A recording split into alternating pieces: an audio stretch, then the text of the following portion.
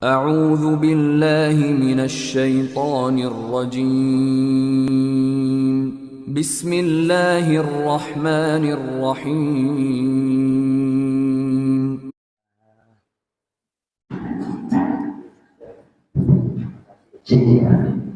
Bismillahirrahmanirrahim. Assalamualaikum warahmatullahi wabarakatuh. Alhamdulillah, alhamdulillah wa bi ni'matihi tatimmus shalihat. Alhamdulillahilladzi hadana li hada wa ma kunna linahtadiya laula an hadanallah. Asyhadu an la ilaha illallah wahdahu la syarikalah wa asyhadu anna Muhammadan abduhu wa rasuluh la nabiyya siwahu ba'dah. Amma ba'du. Bapak sekalian yang dirahmati Allah Subhanahu wa taala, marilah kita senantiasa bersyukur kepada Allah Subhanahu wa taala dengan senantiasa menyebut namanya, menyebut zatnya yang telah memberikan kita kesehatan, memberikan kita keluangan waktu sehingga Allah berkenan mempertemukan kita kembali. Allah berkenan memberikan hidayah kepada kita untuk sama-sama menuntut ilmu.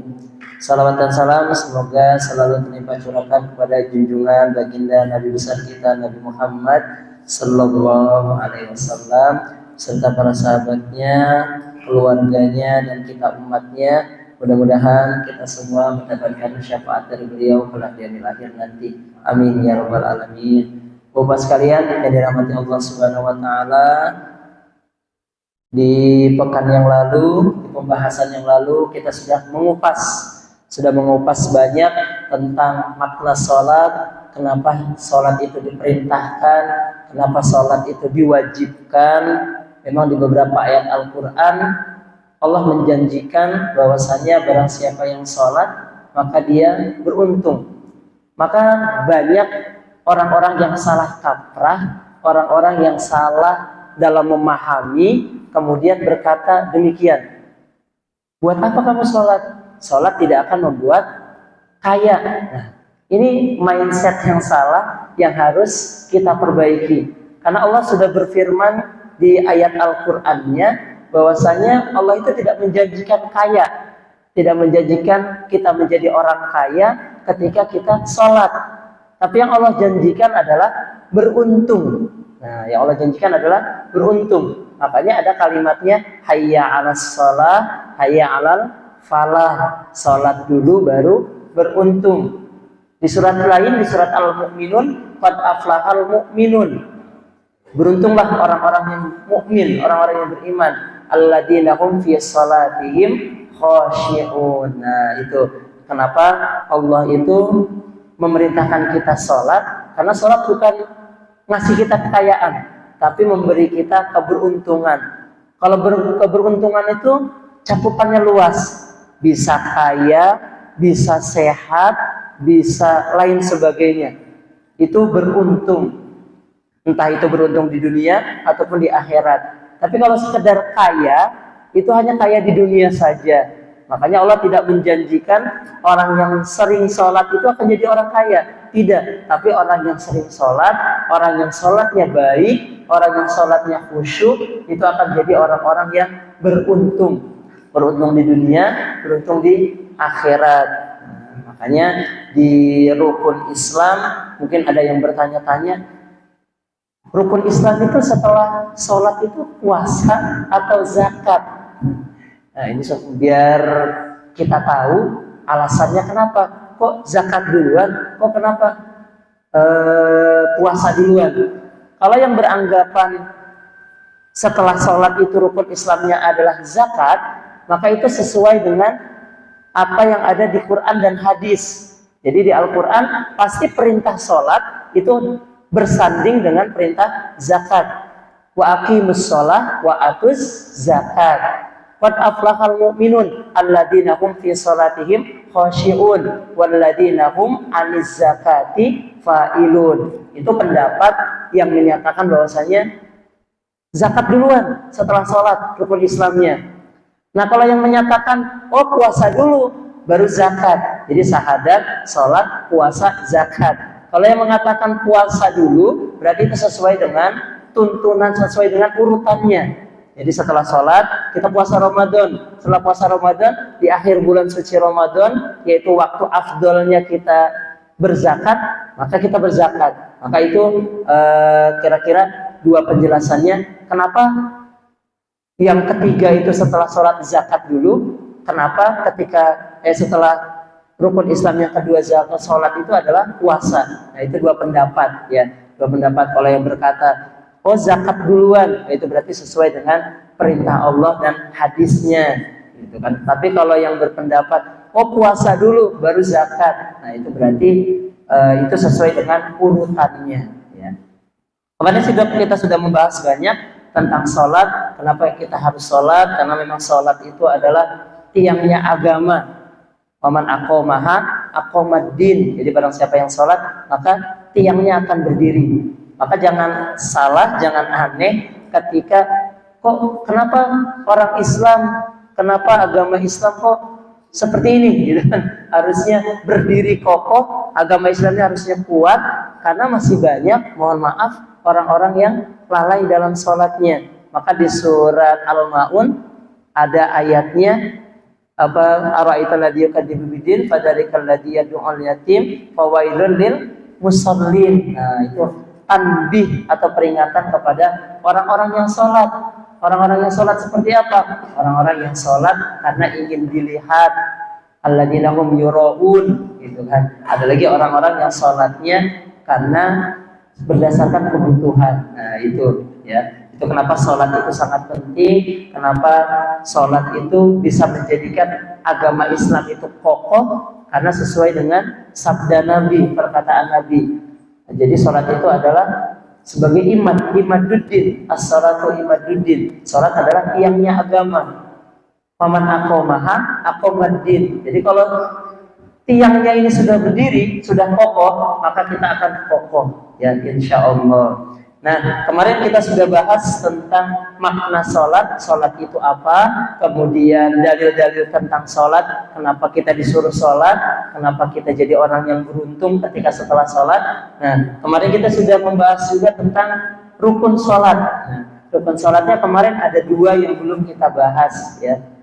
Rukun sholatnya kemarin ada 13. Ini rukun sholat adalah suatu perbuatan, suatu amalan yang ada di dalam sholat, yang kalau perbuatan tersebut dilalaikan atau perbuatan tersebut kita lupakan, maka ada yang berkata harus diulangi lagi sholatnya, ada yang berkata sholatnya cukup tidak usah diulangi, tapi dengan sujud sahwi saja atau sujud lupa, saha yasbu. Dalam bahasa Arabnya sahayasku, maka diterjemahkan sahwi. Nah, jadi kemarin sudah kita bahas ada 13 rukun sholat.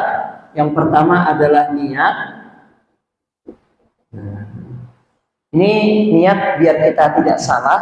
Niat itu sebenarnya adanya di dalam hati. Ya, niat itu adanya di dalam hati. Jadi karena niat ini termasuk rukun sholat, maka mohon maaf, banyak sekali kita temui orang-orang yang sebelum sholat itu niatnya dibaca sangat keras. Bukan tidak boleh, boleh, tapi niat itu sebenarnya ada di dalam hati. Menurut imam yang 4, itu Imam Maliki dan Imam Hanafi, di buku Bidayatul Mustahid, itu ketika kita masuk masjid atau ketika kita berdiri mau sholat, itu kita tidak perlu berniat pun Allah sudah tahu. Oh, hamba saya mau melaksanakan sholat maghrib. Jadi bapak-bapak misalkan pulang ke rumah nanti mau sholat isya, itu tidak perlu berniat lagi, sebenarnya sudah tahu. Allah sudah tahu bahwasanya hambaku ini mau sholat isya. Nah seperti itu, sudah tahu. Jadi bapak-bapak tadi masuk ke masjid mau sholat maghrib, kemudian masuk saf, langsung takbiratul ihram, itu sudah sah sholatnya. Ya karena Allah sudah tahu niatnya. Nah itu makanya niat, karena niatnya ada di dalam hati. Karena kita dari rumah sudah niat dalam hati, saya mau niat sholat maghrib. Jadi ketika sudah datang ke masjid, imamnya sudah baca Al-Fatihah atau sudah baca surat-surat pilihan, ayat-ayat pilihan, maka kita langsung takbiratul ihram. Nah maka karena salah kaprah, salah memahami, maka mohon maaf banyak sekali orang-orang yang niatnya kadang dijaharkan, ya. Niatnya kadang diucapkan agak keras, sehingga bukan tidak boleh, karena mungkin mengganggu yang ada di samping kanan dan samping kirinya, gitu kan. Padahal niat itu ada di dalam hati, maka bacalah di dalam hati. Boleh dijaharkan, boleh dikeraskan suaranya, asal kita yakin tidak akan mengganggu samping kanan dan jamaah samping kiri kita. Itu boleh. Yang kedua adalah bertakbiratul ihram. Kalau sebelum takbiratul ihram, ini yang kedua yang kemarin belum, adalah berdiri. Berdiri jika mampu. Berdiri jika mampu. Nah, berdiri ini banyak orang yang salah menafsirkan. Berdirinya itu ketika kita masih kecil, ya, ketika saya juga masih kecil, kita diajarkan jangan sampai setan itu masuk. Setan itu jangan sampai masuk ke dalam saf-saf kita, karena bisa mengganggu kekhusyuan kita. Maka ketika orang-orang menafsirkan seperti itu, banyak yang berdirinya agak, mohon maaf, agak salah. Jadi orang-orang berdirinya seperti ini.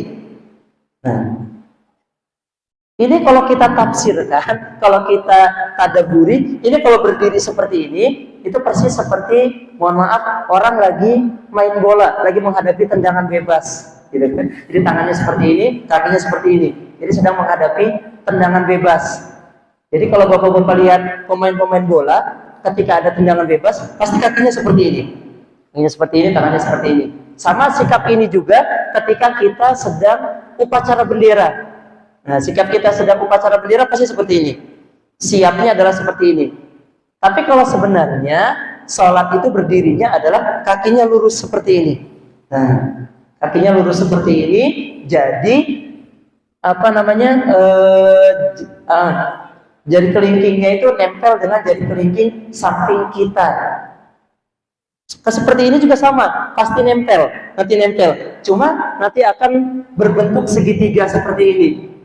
Nanti akan berbentuk segitiga. Jadi masih ada space-nya, masih ada ruang untuk setan masuk, gitu kan. Kalau kita dulu masih kecil diajarnya seperti itu, setannya akan masuk gitu.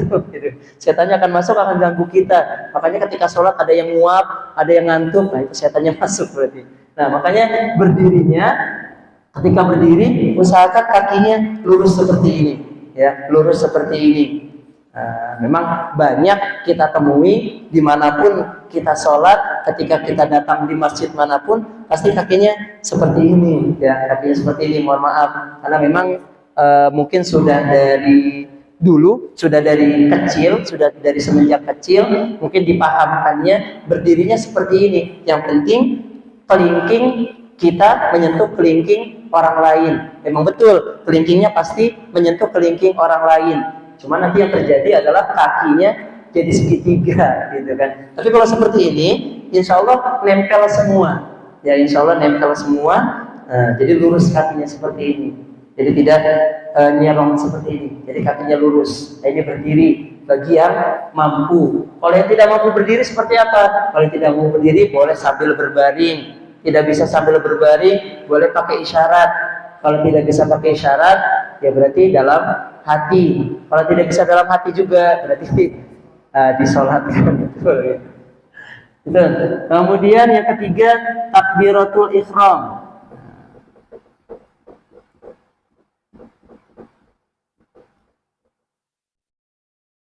Nah, takbir ini asal katanya dari kabaro. Kabaroyak guru. Nah, ini jadi takbir. Ini jadi takbir. Takbirun.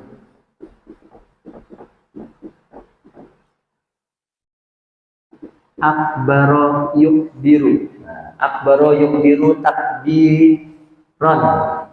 Kalau dalam nahwunya, dalam sorofnya seperti itu. Akbaro yukbiru takbiron. Jadi membesarkan. Kalau kabaro itu cuma besar, tapi kalau akbaro itu membesarkan. Jadi kita takbir itu adalah kita membesarkan Allah. Kalau kita sudah yakin kita membesarkan Allah, maka kita adalah yang paling lemah. Ya, kita ada yang paling lemah. Makanya di Al-Quran banyak dijelaskan manusia itu adalah makhluk yang paling lemah. Do'ifun. Ada lagi di ayat yang lain, manusia itu adalah Salah satu makhluk, bukan salah satu makhluk yang terburu-buru. Khuliqal insana min ajal. Khuliqal insanu min ajal. Ada kata-katanya khuliqal insanu min ajal. Nah, ajal itu bukan sakaratul maut ya. Ajal itu kata-katanya dari ajala ya jilu. Jadi tergesa-gesa. Jadi tabiatnya manusia itu memang tergesa-gesa. Pengen sukses, cepat-cepat sukses. Ada pengen cepat-cepat punya mobil. Nah, pengen cepat-cepat punya motor, pengen apa lain sebagainya. Memang sudah ada dalam Al-Qur'annya. Manusia itu pengennya tergesa-gesa. Nah, ini sudah ada khuliqal insanu min ajal. Balik lagi ke takbiratul ihram. Nah, ketika kita masih kecil, gitu kan, ketika masih kecil kita diajari kalau laki-laki itu takbirnya di sini, sejajar dengan telinga, gitu kan? Takbirnya sejajar dengan telinga. Kalau perempuan itu di sini, itu ya. Ketika kita masih kecil ya, kita diajari seperti itu. Tapi di kitab Bidayatul Mustahid itu takbir seperti ini dan takbir seperti ini itu boleh dilakukan. Boleh dilakukan oleh laki-laki dan perempuan. Kenapa perempuan tidak boleh takbir seperti ini? Khawatir mukennanya kelihatan, atau khawatir kalau terlalu tinggi mungkin bau badan perempuan itu akan tercium, wanginya, ya bukan bau badannya, tapi wanginya akan tercium. Makanya tidak boleh terlalu tinggi kalau perempuan. Makanya seperti ini. Sebenarnya perempuan juga boleh seperti ini. Cuma karena kita di Indonesia banyak belajar etika, akhirnya kita mengadopsi mazhab Syafi'i, akhirnya sudah perempuan seperti ini saja, gitu kan. Padahal perempuan boleh takbiratul ihramnya di atas sini tidak apa-apa, mau di bawah sini juga tidak apa-apa. Jadi kalau bapak-bapak ada yang melihat jamaah sampingnya takbirnya seperti ini, jangan disalahkan, itu sudah benar, ya, itu sudah benar dan boleh seperti itu. Kemudian yang ketiga adalah membaca surat Al-Fatihah. Keempat, membaca Al-Fatihah. Nah, ini Al-Fatihah ini sangat wajib dibaca karena memang di dalam beberapa hadis ini Al-Fatihah itu adalah ummul kitab. Ummul kitab itu adalah ibunya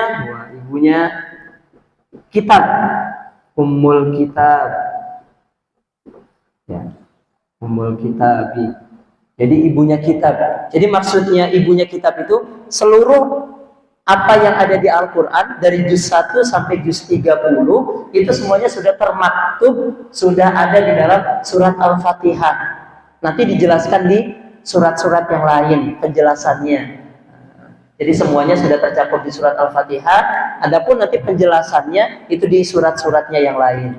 Nah, ini kenapa kita diperintahkan wajib membaca surat Al-Fatihah. Jadi la sholata liman lam yaqra al-Fatihah, kata Nabi seperti itu. Tidak ada sholat bagi yang tidak membaca Al-Fatihah. Maka kita tidak membaca surat atau ayat-ayat pilihan juga tidak apa-apa. Yang penting kita baca surat Al-Fatihah. Nah, karena ayat-ayat pilihan itu sunat, mau dibaca boleh, tidak dibaca pun tidak apa-apa. Itu. Kemudian yang selanjutnya adalah ruku dan tumakninah.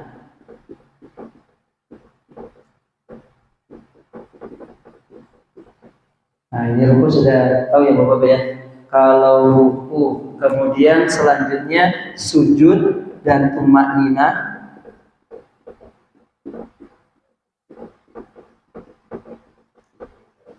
Kemudian i'tidal atau bangun dari ruku, i'tidal dan tumakninah.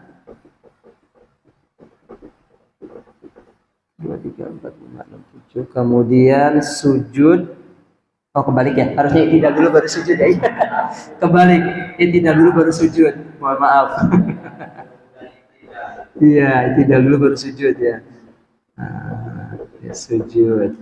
Kemudian ada duduk iftirash.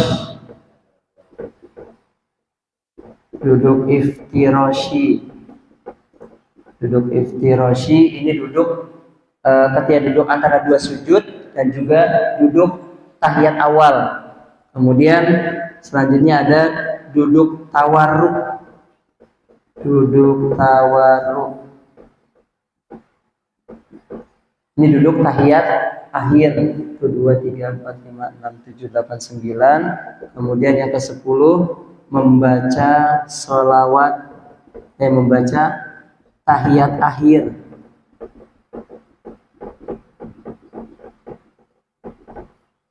Nah, ini nanti ada beberapa orang yang mempertanyakan, jadi polemik.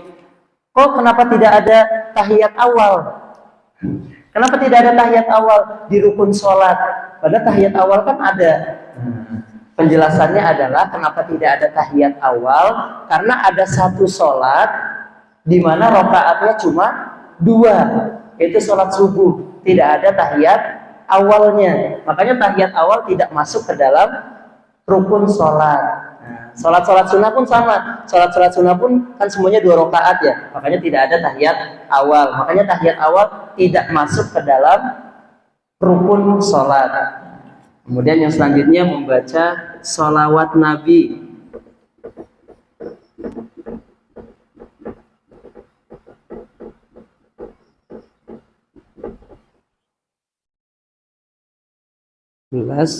Yang ke-12-nya salam, yang ke-13-nya adalah tertib. Salam ini kenapa jadi rukun sholat? Ini ada filosofinya.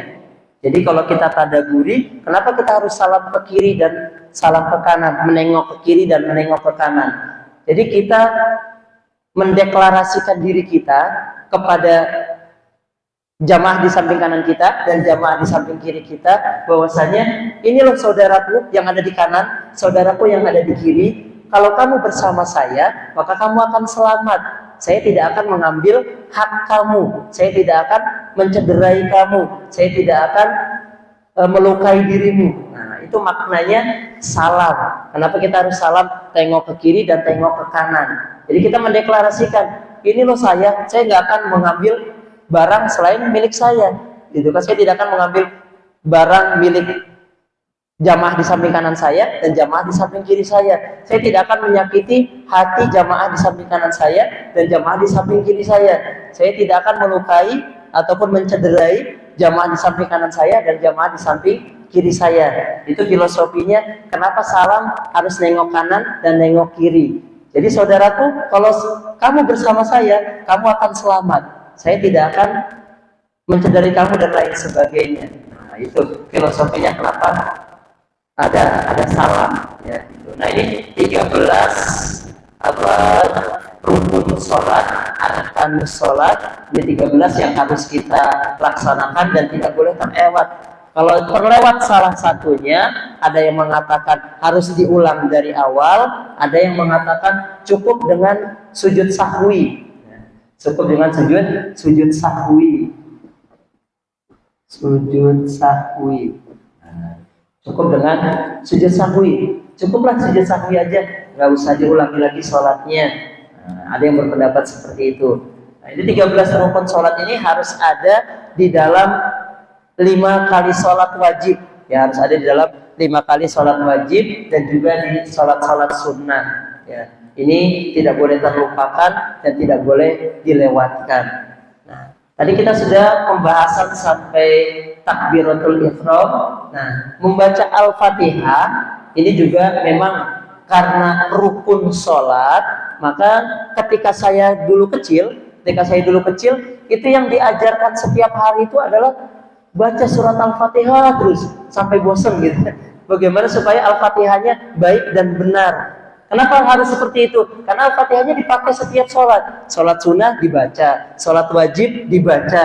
Makanya ketika dulu masih kecil, pasti kita disuruh bacanya, perbaiki dulu surat Al-Fatihah, baru berlanjut ke surat-surat yang lainnya. Gitu. Kemudian ruku. Nah, ini ruku gerakan sholat yang luar biasa ini kalau ruku ya, karena katanya banyak khasiatnya ruku itu. Nah, ini banyak ruku yang salah kaprah. Jadi rukunya kadang ada yang memegang di, mata kaki, ya. Jadi ada yang memegang di mata kaki. Ada lagi rukunya dia sudah benar di sini, tapi ininya tidak lurus. Jadi begini, ya. Itu kenapa tangan kita itu disuruh pegang lutut. Ini untuk menahan punggung kita supaya tidak ke bawah. Jadi kalau sudah pegang di sini, sudah tertahan begini, pasti akan lurus. Ya, pasti akan lurus. Insya Allah akan lurus. Tidak usah kita kira-kira. Kalau kita sudah yakin, ini pegangan kita sudah kuat, pegangan kita sudah kokoh, kita sudah pegang lututnya dengan benar, maka insya Allah punggungnya juga akan lurus. Punggungnya akan lurus, insya Allah seperti itu. Ya, jadi tutorialnya bagaimana supaya punggung itu lurus ketika ruku adalah pegang erat-erat ini lutut kita. Jadi lutut kita dipegang erat-erat seperti ini.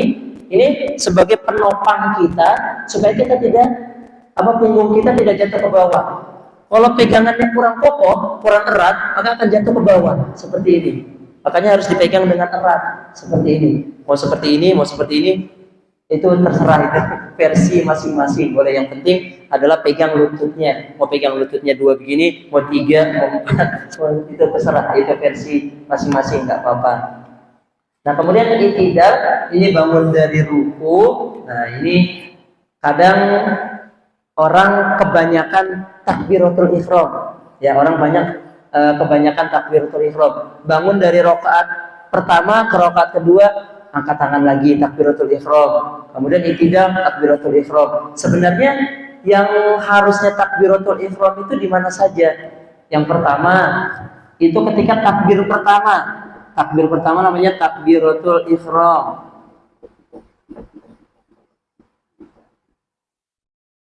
Yang kedua, kita boleh takbir di dalam sholat itu ketika i'tidal. Ketika i'tidal. Kemudian yang ketiga, kita boleh takbiratul ihram lagi itu ketika kita menuju ke rakaat ketiga atau bangun dari rakaat kedua menuju rakaat ketiga. Namanya takbir intikal. Intikal ini adalah bahasa Arab. Intikal.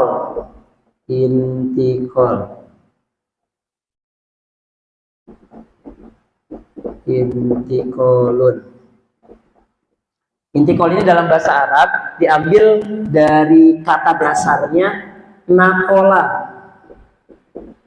Nakola itu artinya berpindah, ya, berpindah. Maka kalau ada masjid namanya Masjid Intikal, itu berarti berpindah dari yang awalnya tidak baik menjadi baik. Nah, gitu. Mungkin seperti itu. Nah, ini intikal, jadi takbir intikal. Jadi kita bangun dari rakaat kedua setelah tahiyat awal, itu kita takbir, itu boleh. Jadi ini saja yang boleh takbir itu ini saja, supaya kita tidak kebanyakan takbir. Ya. Kadang mohon maaf, orang itu karena saking semangatnya, saking menggebu-gebunya, jadi takbirnya kebanyakan, akhirnya offside dan lain sebagainya. Gitu ya. Nah, ini boleh takbir di 3 waktu ini, ya. Takbir pertama atau takbiratul ihram ketika kita i'tidal, yang ketiga adalah ketika takbir intikal, pergantian dari rakaat kedua ke rakaat ketiga. Jadi ketika rakaat ketiga menuju rakaat keempat itu tidak harus takbir lagi. Kemudian sujud, nah, ini tumanina sudah insyaallah Bapak sekalian sudah paham. Tumanina itu adalah berhenti sejenak. Nah, kenapa kita diperintahkan berhenti sejenak? Agar kita tidak terburu-buru sholatnya, ya. Kita tidak terburu-buru supaya kita menghindari yang ini. Nah, menghindari ajalun, ya, menghindari tergesa-gesa. Karena untuk menghindari tergesa-gesa, maka di dalam rukun sholat ada tumanina, supaya kita tidak tergesa-gesa. Oh iya, setelah ruku kita tumanina dulu. Ketika ruku tumanina dulu, baru bangkit i'tidal. Nah, itu. Kemudian sujud. Nah, sujud ini ada 7 bagian tubuh yang harus menyentuh tempat sujud. Ya, 7 bagian tubuh. Yang pertama itu ada kening atau jidat, ya. Dalam bahasa ininya kening atau jidat. Ya. Kemudian hidung harus nyentuh nih.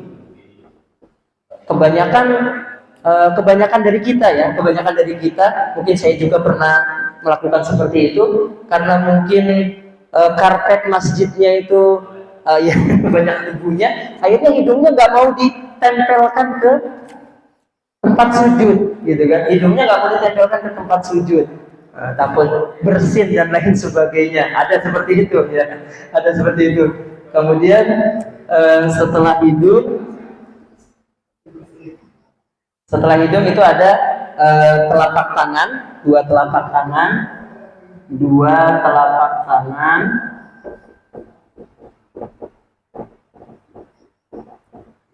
Nah, ini dua mana? Bersihin. Dua telapak kaki. 1, 2, 3, 4, 5, 6. Ada 6. Satu lagi apa yang belum? Ya, betul.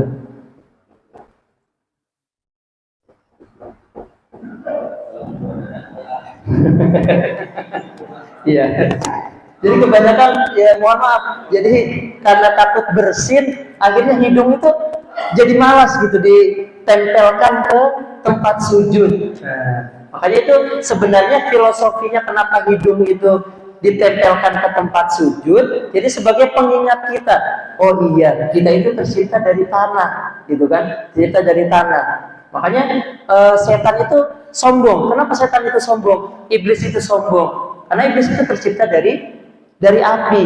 Nah, padahal iblis, setan itu nggak tahu manusia yang tercipta dari tanah itu harga tanah tiap tahun itu pasti naik. Sedangkan api itu kan harganya ya segitu-segitu aja, api kan. Kita beli korek api harganya paling 1.000, 2.000. Tapi kalau tanah itu tiap tahun naik. Jadi setan itu salah gitu kan. Setan dan iblis itu salah kalau mau sombong. Harusnya yang sombong itu manusia gitu kan. Nah, tanah itu tiap tahun naik gitu kan. Tanah di perumahan aja tiap tahun naik, iya. Makanya yang harusnya sombong itu harusnya Nabi Adam ketika dulu, bukan iblis atau setan gitu kan. Harusnya Nabi Adam, saya nih paling mahal gitu kan. Harganya nah itu. Iya. Oh, supaya tidak bagus sebenarnya itu nanti masuk bab lain ya. Iya. Nah itu ya. Jadi memang itu hidung ini betul ya. Hidung ini sebenarnya filosofinya kenapa ditempelkan tadi supaya kita merasakan, oh iya ini saya tuh dengan tanah sama nih hidung ini. Saya akan kembali ke tanah juga, gitu kan. Makanya kita menghirup asal mula kita, gitu kan. Menghirup tempat sujud kita dalam artian menghirup tanah yang ada di tempat sujud kita. Oh ini loh, saya nanti akan seperti ini. Ternyata baunya seperti ini tanah itu, ya, seperti itu. Ya itu filosofinya.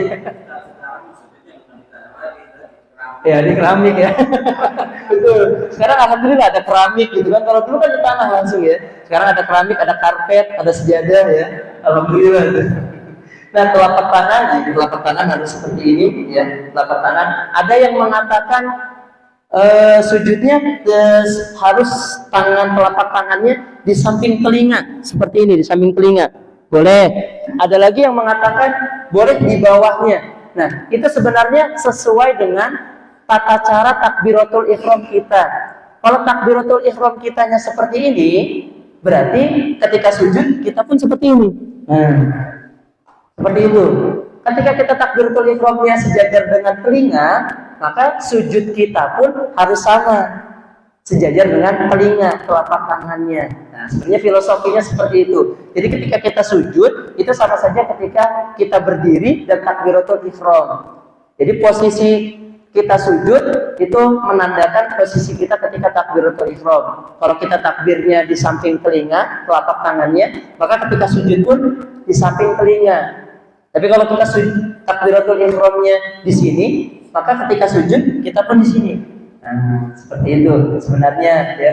Jadi tidak mesti harus sejajar dengan telinga, karena memang itu menandakan sikap takbiratul ihram kita. Jadi boleh yang mana saja. Kalau takbirnya di samping telinga, telapak tangannya, maka sujudnya tangannya pun harus di samping telinga. Kalau takbiratul ihramnya di sini, ya di sini, maka nanti ketika sujud pun di sini juga sama.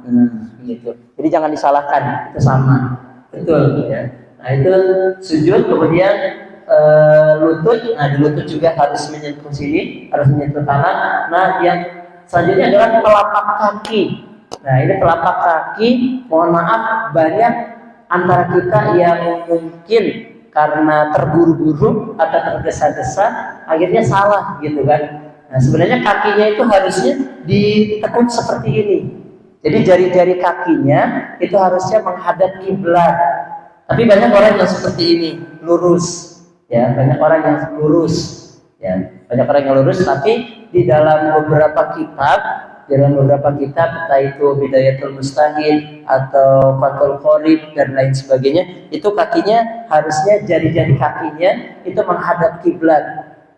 Kalau belum terbiasa seperti apa? Kalau belum terbiasa memang agak sakit ya. Kalau belum terbiasa memang agak sakit. Ketika sujud ini jari kakinya menghadap diarahkan ke kiblat itu mungkin agak sakit. Nah, tapi menurut dokter ini sebenarnya bisa mengobati orang yang lumpuh dan lain sebagainya katanya. Jadi menghindarkan kita untuk lumpuh nih. Jadi nanti kaki-kaki kita ototnya akan bergerak gitu kan. Jadi kita insya Allah tidak akan ataupun terbebas dari yang namanya stroke, lumpuh dan lain sebagainya. Nah, itu makanya disyariatkannya menghadap kiblat ya di jari-jari kakinya supaya jari-jari kaki kita ini bisa lentur lah gitu kan, tidak lentur ya, bisa lentur dan tidak kaku.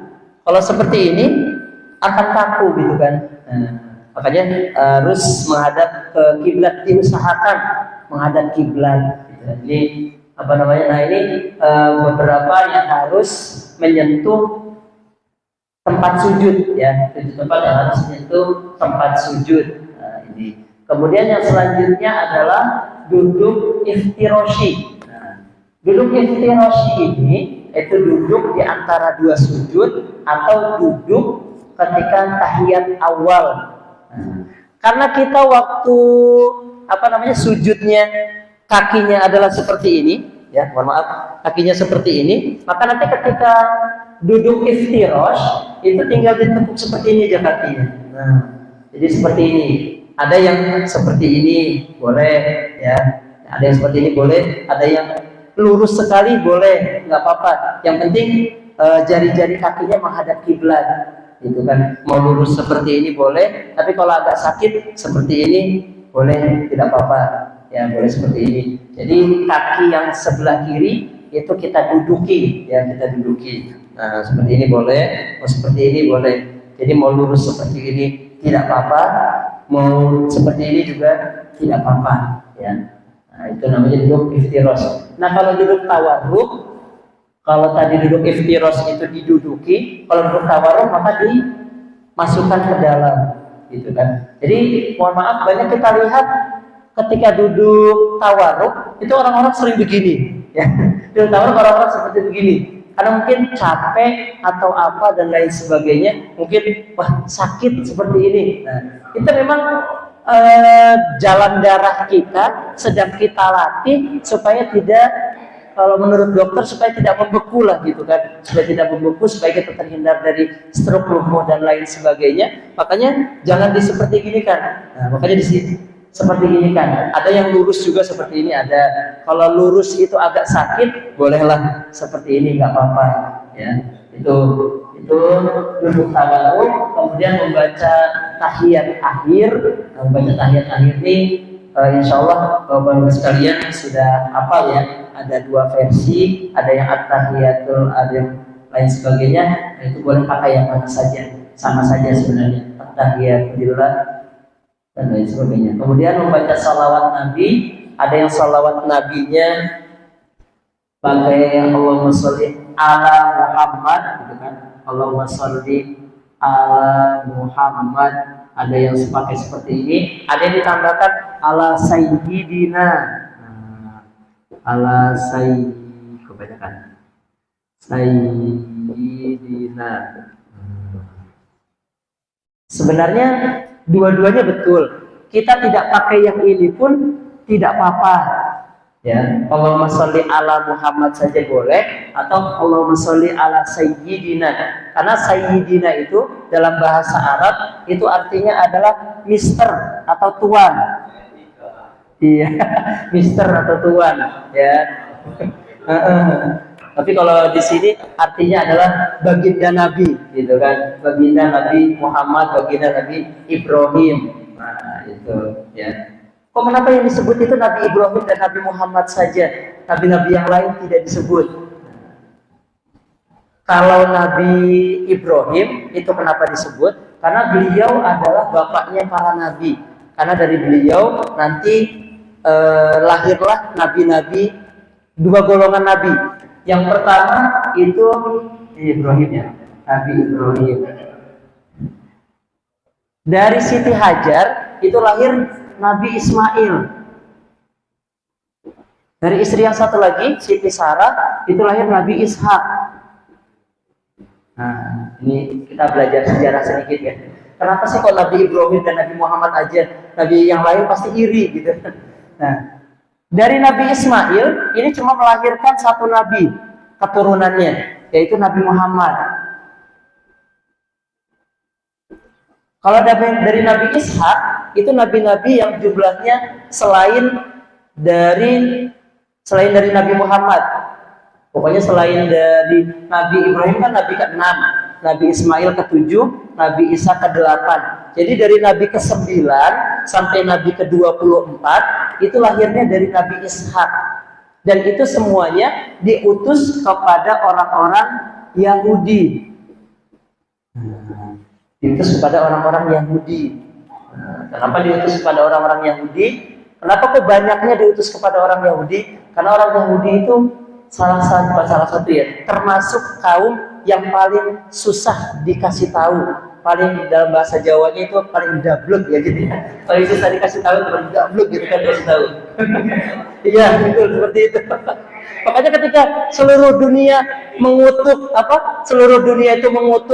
orang-orang Israel Yahudi itu, jangan menyerang kaum Palestina. Orang Yahudi kan nggak bakalan mendengar, gitu kan? Tidak akan mendengar. Sama digambarkan di dalam Al-Quran ketika Nabi Musa dapat perintah suruh kaum Yahudi nyembelih sapi.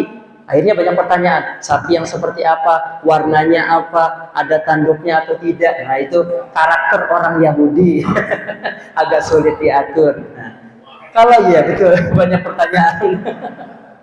Yang kedua, kenapa harus Nabi Muhammad? Ini Nabi Muhammad. Kenapa sih cuma dua nabi ini saja? Kalau Nabi Muhammad ini nabi yang beda daripada nabi-nabi yang lain.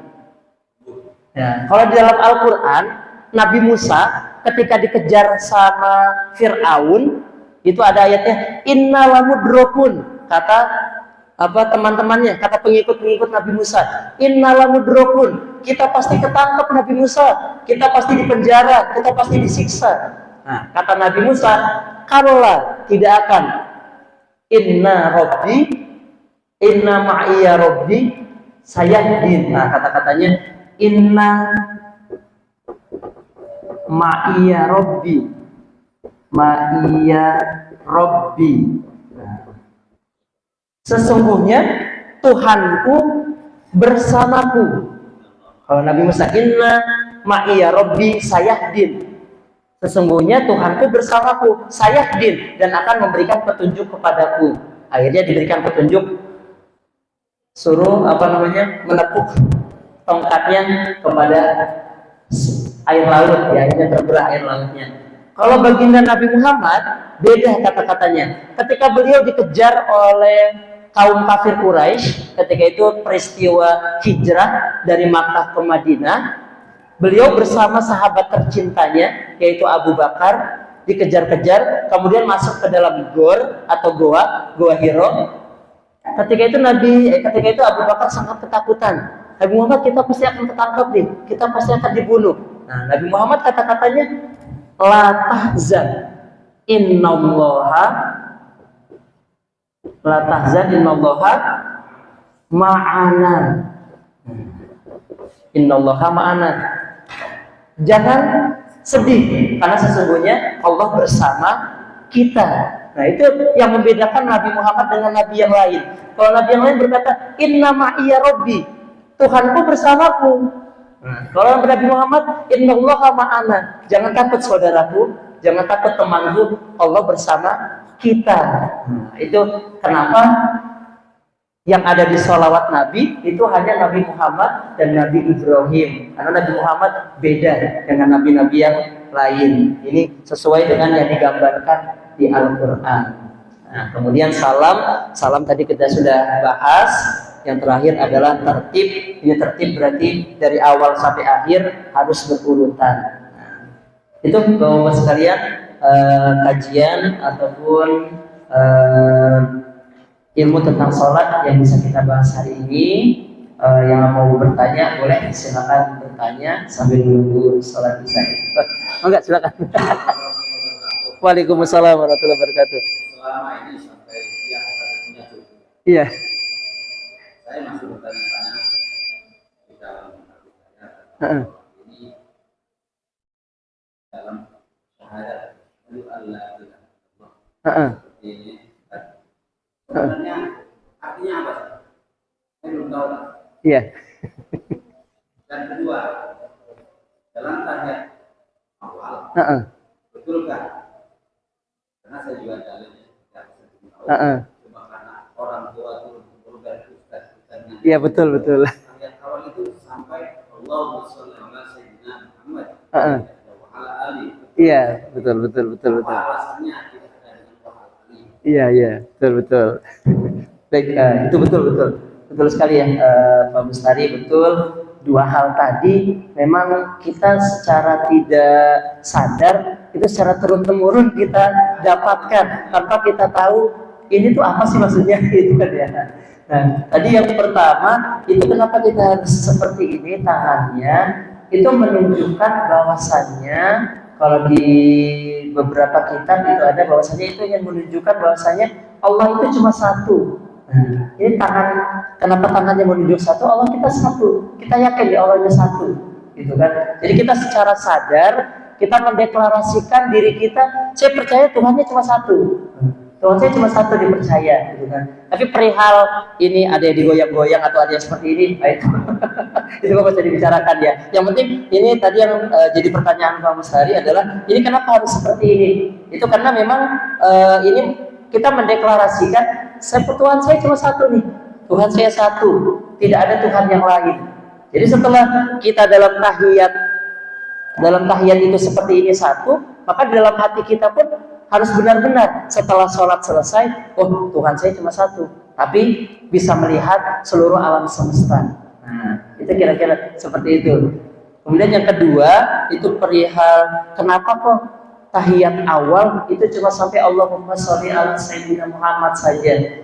Sebenarnya itu kalau dalam tuntunannya itu hanya membaca tahiyat awal saja. Jadi tahiyat awal itu ya cuma sampai sebelum sholawat Nabi sebenarnya, gitu kan? Sebenarnya sampai sebelum sholawat Nabi.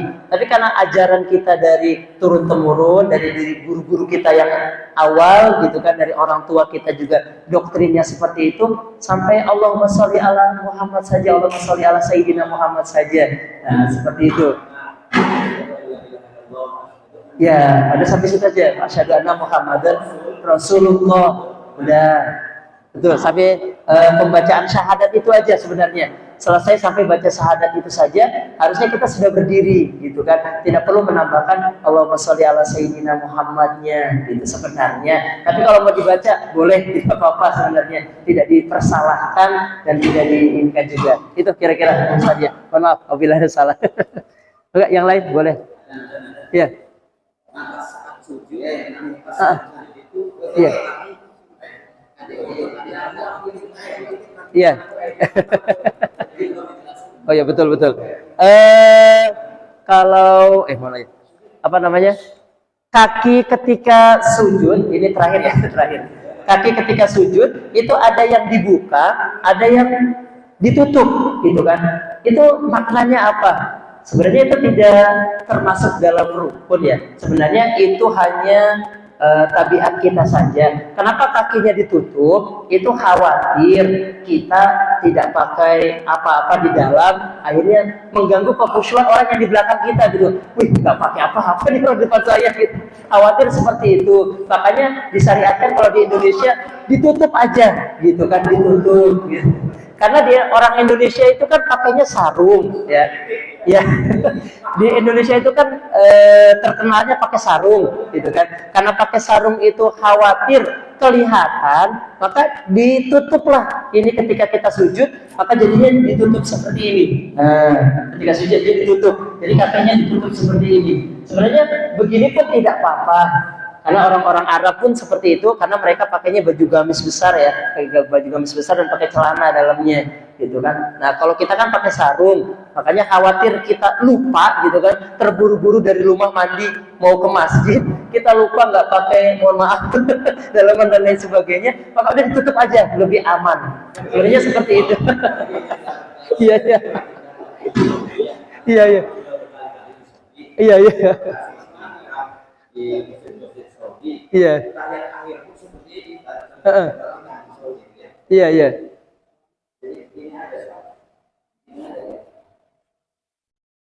Iya betul betul betul. Betul betul betul. Iya. Iya. Iya.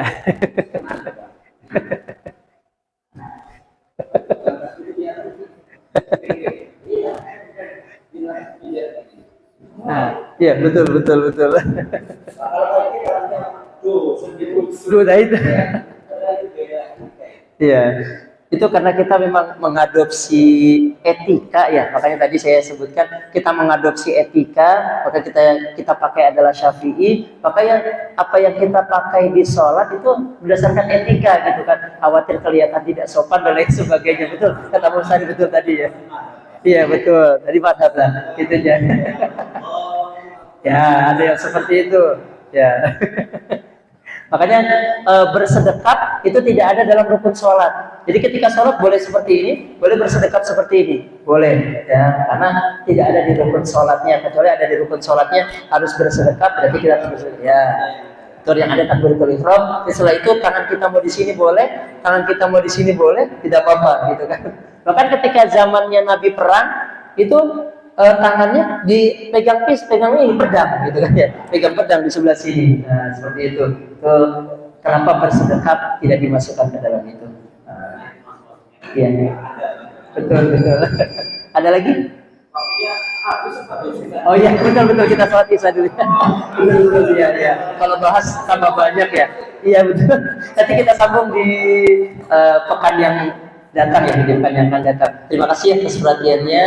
Kita tutup sama-sama dengan doa kafaratul majlis. Subhanakallahumma rabbana wa bihamdika asyhadu an la ilaha illa anta astaghfiruka wa atubu ilaik. Mohon maaf apabila ada kesalahan. Wassalamualaikum warahmatullahi wabarakatuh.